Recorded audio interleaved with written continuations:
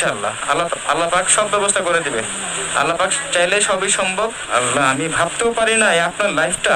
আমি অনেক মানুষ দেখছি, অনেক কষ্টের মানুষ দেখছি আছে এরকম, বাট এরকম একটা মানুষ আপনার মানে কিভাবে এক্সপ্লেন করবো, আমি হাত পা কাঁপতেছে ওনাকে দেখে। একজন আল্লাহ মানুষ, উনি জানেন না আল্লাহ কোন ধৈর্যের পরীক্ষা আপনার নিতেছে। আল্লাহ পাক ওনাকে কোন পরীক্ষার মধ্যে ফেলে রাখছে এটা আল্লাহ পাক ভালো জানে।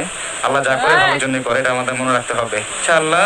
আমি আমি যেহেতু আমার সাথে আপনি 5 দিন ট্রাই করার পর অবশ্যই আমার সাথে দেখা হয়েছে, আপনি নিরাশ হন নাই।